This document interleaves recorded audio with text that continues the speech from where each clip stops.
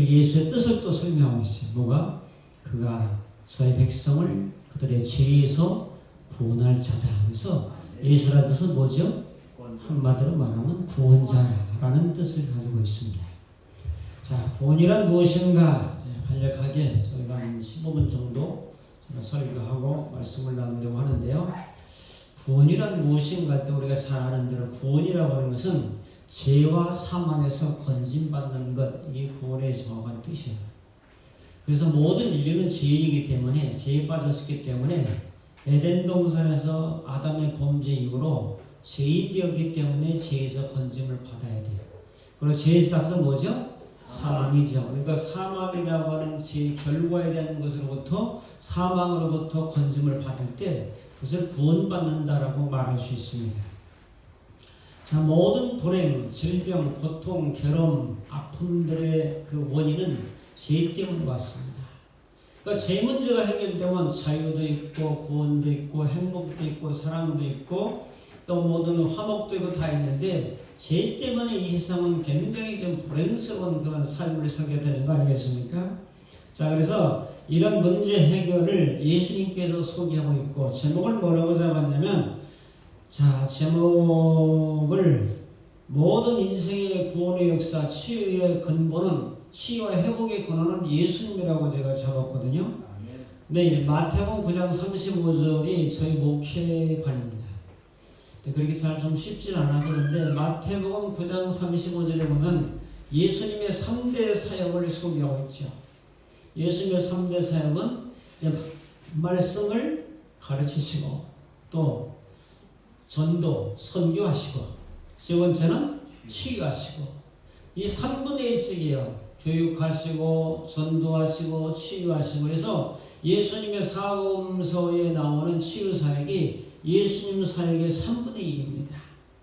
그래서 하나님께서 저에게 교육하고 선교하고 치유하라는 사명을 주셔서 시작을 제가 교회 시작을 그렇게 했는데 이 3대 사역은 거기다 뭐 봉사도 들어가고 뭐 여러 가지 있겠지만은 이 3대 사역은 모든 사람들에게 주신 예수님의 사역임을 우리가 깊이 공감할 수가 있습니다. 그래서 보통 교회에서 치유 사역을 잘 안 하잖아요. 왜 그러면 병원이 너무 발달돼 가지고 일단 감기 걸렸다 그러면 뭐 생각하죠? 뭐 약 먹는다, 병원 간다 생각해요. 자, 암 걸렸다 그러면 뭐 생각하죠? 병원 생각하잖아요. 수술을. 예수님의 자리에 옛날에는 병원이 없었어요. 그러니까 예수님만 바라고 살아. 하나님을 의지해서 역사가 많이 일어났는데 지금도 선교지라든지 오지라든지 뭐 중국이라든지 병원 없는 곳에서는 치유 역사가 많이 일어나요. 근데 병원 있는 곳에는 치유 역사가 거의 안 일어나요. 왜? 병원이 예수님을 대신하잖아요. 제가 암 선고 받았을 때 나는 기도하고 하나님의 은혜의 경험이 있으니까 하나님의 은혜로 나오면 된다. 이 암 수술하기 전에. 근데 제가 우리 집사람이 펄펄 뛰는 거예요. 수술해야 된다고. 교인들한테 물어봤어. 기도하면서 하나님의 은혜로 나오면 어떨까 그랬더니 다 반대야. 교인도. 그래가지고 제가 그냥 은혜 가운데 수술했어요. 그 사람들 비유 맞춰주느라고 사실은 했는데 한 6년 지났습니다. 저는 이제 치유 경험들이 좀 여러 번 있어요. 저 병이라는 병은 다 거친 사람이기 때문에 하나님이 저에게 치유 사역이라는 말씀을 많이 주셨지만은 활성화해서는 하지 못했는데 문 목사님 만나고 그래 이것을 좀 해봐야 되겠다는 마음을 등 떠밀어서 지금 새로운 마음을 가지고 여기 올라선 게 처음 온 거예요. 자, 감사드리고 그래서 구원이라고 하는 것은 이렇게 건짐을 받는다. 근데 건짐 받는 속에는 질병도 포함되어 있다는 사실. 네. 자, 두 번째로 살펴볼 것은 구원의 범위입니다. 구원의 범위. 네? 구원의 범위.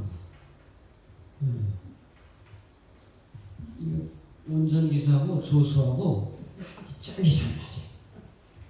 구원이라는 것이 죄와 형벌에서 우리 영혼이 구원받는다라고 생각하는데 구약은 굉장히 넓어요. 구약의 구원의 범위라고 하는 것은 전쟁에서 승리한 것도 하나님의 구원 역사야. 예를 들면 사울과 블레셋과의 그 골리앗의 대결에서 나설 사람이 없잖아요. 사울도 안 되고 장군도 하고 누구도 안 돼. 근데 10대 약관의 다윗이 나타남으로 골리앗을 물맷돌 하나로 때려 뉘었잖아요. 전쟁의 승리잖아요. 그 구원 역사입니다. 구약의 개념으로 하면 그 구원 역사예요. 그 다음에 열왕기하 20장에 보면 히스기야가 병들었어. 그래서 벽을 향해서 기도하면서 간절히 눈물로 기도할 때 하나님께서 고쳐주셨는데 생명을 몇 년 연장해 주셨어요? 15년의 생명을 연장해 주셨어요. 그 사람 죽을 사람이에요. 그리고 그 선지자 이사야 말하기로 결코 살지 못하고 죽는다고 말씀을 선언했음에도 불구하고 기도했을 때에 하나님의 이 기도의 응답으로 15년의 생명을 연장시켜 줬어요. 그렇다면은 질병에서 건진받는 것도 구원의 역사 속에 포함돼요. 그러니까 구약의 개념에서는 구원의 범위가 상당히 넓은데 신약에 와서는 좁혀놔서 그래요. 사실은 구원이라고 하는 이 범위를 우리가 사역하면서 기도하면서 상당히 넓혀야 된다 하는 것을 우리가 깨달아야 되는 거죠. 자, 그 다음에 가난에서의 회복입니다. 하나님은 예수 믿는 사람들이 지지질이 아주 가난하게 살기 원하십니까? 풍요해서 나누고 베풀고 구워주고 그렇게 하기 원하십니까?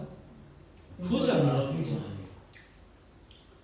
근데 사람들이 이 사명이라고 하는 것을 가지고 굉장히 그걸 이렇게 좀 포장을 하는데, 자, 사르밧 과부 얘기했죠. 열왕기상 17장에 보면은 사르밧 과부가 하루 조금 남아가지고 마지막 떡 해먹고 죽으려고 그랬어요.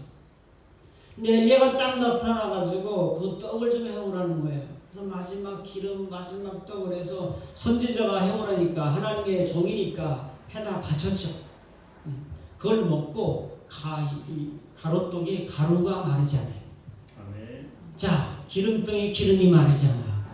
그 죽었어야 될 사람인데 물질의 문제 해결되잖아요. 아멘. 가난해서 해결되잖아요. 이것도 구원 역사입니다. 아멘. 구원의 역사에 포함되어 있다는 거죠. 그러니까 이 구원이라고 하는 말은 어마어마하게 광범위한 말인데 굉장히 우리가 지금 축소시켜놨어요. 영원 구원 이렇게.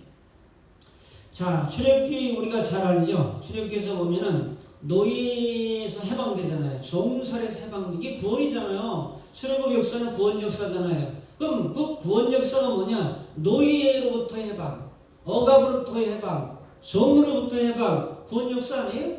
구원 역사라고요. 그러니까 심령이 억압된 사람, 환경이 억압된 사람, 돈에 억압된 사람, 인간관계에 억압된 사람, 종살이하는 사람, 눌린 사람, 괴로운 사람, 원망하는 사람, 짜증내는 사람, 신경이 내는 사람 다 종들이죠. 억압된 종들의 노예예요. 그것으로부터 자유함을 받는 것도 구원입니다. 그러니까 구원이 굉장히 넓다는 것을 인식하고 우리가 사역을 하는 거예요. 찬양을 하든 기도를 하든 말씀을 나누든 예배를 드리든 이 구원의 역사를 위해서 우리가 존재하는 거 아니겠습니까? 네. 자, 하나 더 빼놓은데 무지에서 탈출. 제가 기도하면서 제일 통탄하는 건 하나님께 하나님 제 무지를 깨우쳐 주옵소서인 거예요. 너무나 무지한 거예요. 모르는 게 너무 많아. 이 과학적인 것도 모르는 것이고 영적인 것도 모르는 게 너무 많아. 그게 누구냐면은 바로라고 하는 사람은 애굽의 제국의 대원이라고 해요. 근데 꿈을 꿨는데 해몽해주는 사람이 없어. 박사 불러, 술객 불러, 점쟁이 불러 다 불러도 안 돼. 근데 감옥에 있던 요셉을 불러다가 해몽을 시켜서 7년 풍년, 7년 흉년을 대비하면서 이제 애국을 그 주위에 있는 주변 국가를 다 흉년에서 구출해내는 구원의 역사를 이루잖아. 이것도 구원이에요. 그러니까 이 무지한 상태를 깨우쳐달라고 이런 기도해야 돼요. 소크라테스 말하기를 너 자신을 알라고 그랬어요. 왜? 그 철학자의 눈에서 볼 때는 모든 사람이 몰라, 뭘 몰라. 뭘 모르는 줄 아세요? 제가 선거 공부할 때 했는데 내가 아무것도 모른다고 하는 사실을 몰라. 소크라테스는 적어도 뭘 알았냐면 나는 아무것도 모르는 사람이로다 하는 사실은 알았어. 그런데 이 무지한 백성들은 내가 아무것도 모른다고 하는 사실조차를 몰라. 엄청난 차이인 거죠. 그래서 너 자신을 알라고 말하는 거 아니겠습니까? 그래서 우리는 기도하면서 우리가 뭐 좀 아는 것처럼 생각하면 안 돼요. 뭐 목회를 좀 했으니까, 선교를 했으니까, 기도를 좀 했으니까 뭐 아는 척하는 사람이 코가 석자예요. 제가 이 가만히 보면 기도하면서 아는 척하는 사람은 자기 코가 석자야. 그래서 사람은 항상 겸손해야 돼. 이 무지로부터 깨우침을 받을 때 이것도 구원의 역사다 하는 것을 우리가 바라볼 수가 있어요. 자, 신약에 와서 영원 구령이 강조된다. 특히 보수적인 이 교단이라 이런 사람은 영원히 구원받는다. 영원히 구원받는다. 여러분, 영원히 구원받는 것은 영원히 천국 가는 거예요. 그게 제일 중요하지. 그것이 영적인 문제고 미래 문제예요. 아직 천국 안 갔잖아요. 여러분 천국 안 가셨죠? 천국 가면 여기 앉으실 수 없죠? 근데 이 미래 문제를 가지고 현실로 끌어와가지고 계속 영혼으로만 끌고 가니까 이게 현실의 문제가 안 풀려요. 이게 큰 목회자들의 맹점입니다, 여러분. 현실의 문제는 아까 구원의 범위를 다 말씀드렸어요. 그래서 구원의 문제는 하늘의 문제예요. 지금 우리가 살아가는 이 땅의 문제가 있어요. 이 땅의 문제도 풀어가는 것이 구원 역사에 포함되어 있다는 거예요. 이거를 깨우쳐야 돼요. 그래서 여러분들이 열심히 최선을 다해서 교육받고 말씀으로 교육받고 자 기도하면서 은혜로 치유받고 그 다음에 해야 될 일은 뭐죠? 선교하는 거예요. 선교는 전도라고 하는 표현이 전도나 선교나 해외나 국내나 다 영혼구령 아니겠어요? 그러니까 교육받고 치유받고 선교하는 것이 성도의 기본적인 삶의 가치관입니다. 이게 올바로 될 때 그 사람은 어디다 내놔도 자기 몫을 감당할 수 있는 거예요. 자, 세 번째로 구원의 결과가 있습니다. 결과. 자, 하늘에서는 천국이고 땅에서는 선교입니다. 근데 이 선교를 하기 위해서 전도를 하기 위해서 왜 치유받아서 건강해야 돼요? 선교하기 위해서. 앞에 거 보면 여러분들이 뒤에 거 해요. 왜 치유받아 건강해야 됩니까? 선교하기 위해서. 할렐루야. 올라 선교를 하세요. 그 말이 잘 나가네. 선교하기 위해서야.